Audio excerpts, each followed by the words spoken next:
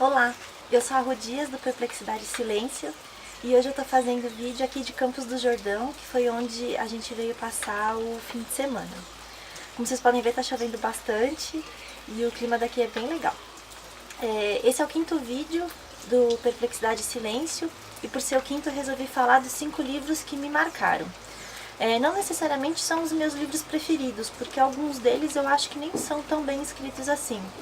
Mas são livros que de alguma forma me fizeram ser quem eu sou hoje. E aí eu organizei eles em ordem cronológica, de acordo com o ano que eu li. O primeiro livro que foi marcante para mim foi o Brumas de Avalon, da Marion Zimmer Bradley. O Brumas de Avalon é uma série de 4 livros que conta a história do rei Arthur e dos cavaleiros da Távola Redonda, mas do ponto de vista das mulheres daquela época. Então a maior parte dos livros é contada do ponto de vista da Morgana, que era uma sacerdotisa muito poderosa e não uma bruxa no Castelo Rá-Tim-Bum. E esse livro foi marcante porque eu li ele quando eu tinha uns 10 anos de idade, mais ou menos, e foi por causa dele que eu comecei a me interessar por séries de fantasia, de ficção, de magia, e eu acho que se eu não tivesse lido Brumas de Avalon quando era criança, talvez eu não tivesse ficado tão interessada em Harry Potter, por exemplo. E além disso, como conta a história a partir do ponto de vista das mulheres e não dos homens daquela época, como é o habitual, eu também acho que foi marcante porque desde pequena eu já fiquei com uma visão um pouco diferente das coisas e foi bem interessante. Até recomendo a leitura para quem gosta de livros de fantasia. O segundo livro que foi marcante para mim é O Mundo de Sofia, do Jostein Gaarder. Eu já tinha falado do Mundo de Sofia num outro post aqui do blog. Eu li ele quando eu tinha mais ou menos uns 14 ou 15 anos. E O Mundo de Sofia conta a história de uma menina, que é a Sofia, que recebe pelo correio algumas correspondências anônimas. E essas correspondências são pequenas aulas de filosofia, contando a história da filosofia no mundo.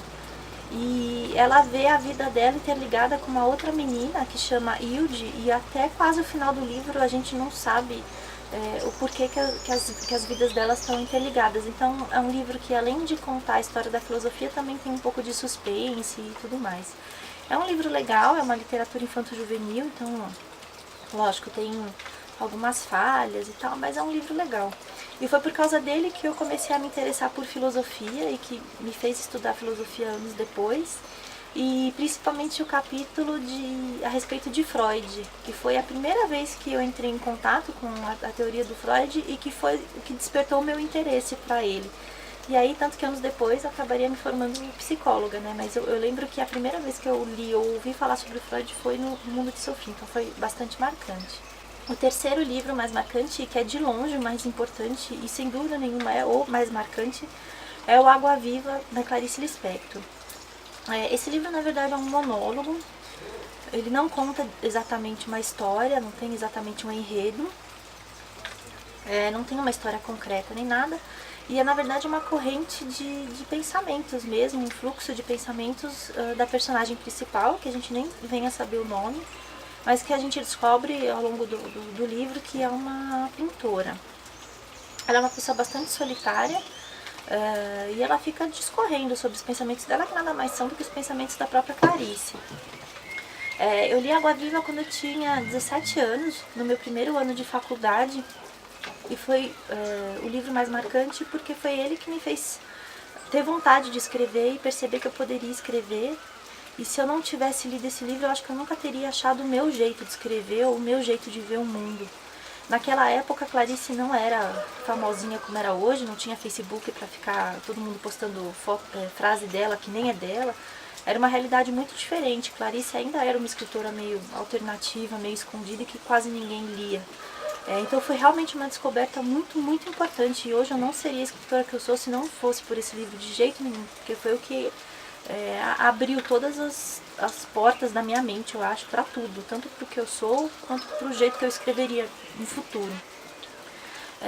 Tanto que é um livro que eu sou extremamente apegada, tem trilhões de anotações dentro dele, todas as frases quase estão assinaladas, e até hoje, se eu preciso de inspiração para escrever alguma coisa, é para ele que eu recorro, porque é como se eu, cada vez que eu lesse esse livro, eu resgatasse quem eu realmente sou. Então é o livro mais importante mesmo.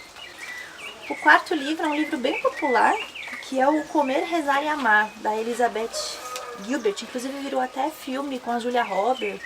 Enfim, é um livro mais mainstream, vamos dizer assim. Mas ele me marcou muito porque eu li bem na época que eu me divorciei. E a história do Comer, Rezar e Amar é sobre... É como se fosse uma autobiografia da própria escritora, que ela passou por um divórcio muito difícil e muito tumultuado. E ela acabou perdendo tudo nesse divórcio, tanto emocionalmente falando, quanto fisicamente mesmo. Ela perdeu o apartamento, ela perdeu o emprego e etc. E aí ela parte para uma viagem que é composta de 3 etapas, uma para cada verbo, comer, rezar e amar. E ela viaja o mundo inteiro sozinha, e em cada viagem que ela faz, ela descobre uma parte dela. E eu lembro que lendo esse livro, foi o que me deu um estalo de que eu poderia fazer a mesma coisa, de que talvez fosse uma solução para mim também, para enfrentar aquele momento difícil que eu vivi. Tanto que algum tempo depois que eu li esse livro, eu comecei a viajar sozinha. Já viajei sozinha para vários lugares, longe. Fui viajar para um retiro espiritual, que no livro ela também faz isso. E, enfim, eu acabei reproduzindo muitas das experiências que ela conta nesse livro, e foi muito importante naquela época e me ajudou a me fortalecer em muitos aspectos. Então, apesar de não ser um livro que em si seja fenomenal, porque não é, foi um livro muito marcante para mim. E por fim, o último é As Vantagens de Ser Invisível, do Stephen Chbosky. Eu já falei dele numa sugestão de leitura anterior no blog, mas eu não me canso de falar desse livro, que virou filme, inclusive, né? Acho que a maioria das pessoas sabe. E eu acho que foi a única adaptação de filme que realmente ficou boa, até porque foi o próprio Stephen que fez o roteiro do filme, então o filme é sensacional, tanto quanto o livro. E... Ai, dá vontade de chorar só de falar. Pra quem não sabe, As Vantagens de Ser Invisível é um livro todo composto de cartas que o Charlie manda para um destinatário anônimo, que a gente não fica sabendo quem é ou quem recebia essas cartas, a gente não fica sabendo nem se a pessoa realmente lia. E nessas cartas ele conta todas as dificuldades dele.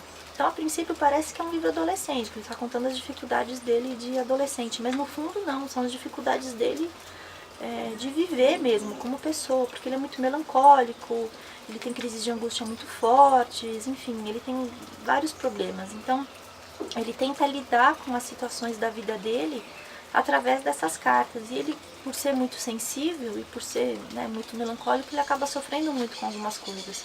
Mas é sempre de um jeito sutil, não é melodramático, não é nada disso. Então é muito, muito bonito mesmo. E eu preciso estar assim muito forte para ler o livro ou para ver o filme, porque senão eu desmorono. E acho que é isso. Acho que se juntar um pouquinho de cada um desses livros, eles acabam formando um pouquinho do que eu sou. E para terminar, eu não cheguei a ver essa tag em nenhum blog nem nada, mas eu achei que poderia se tornar uma tag legal, os 5 livros que me marcaram. Então eu quero indicar 2 pessoas para fazer esse desafio, que são 2 Yasmin, que é a Yasmin Chaves e a Yasmin Beck. Gostaria muito de saber quais são os 5 livros que marcaram vocês, meninas. Não precisa ser em vídeo não, pode ser no Facebook, pode ser um post no blog de vocês, não tem problema, mas eu gostaria muito de saber. Então é isso. Eu volto assim que eu tiver um assunto legal para falar aqui no vídeo e espero que vocês tenham gostado. Tchau!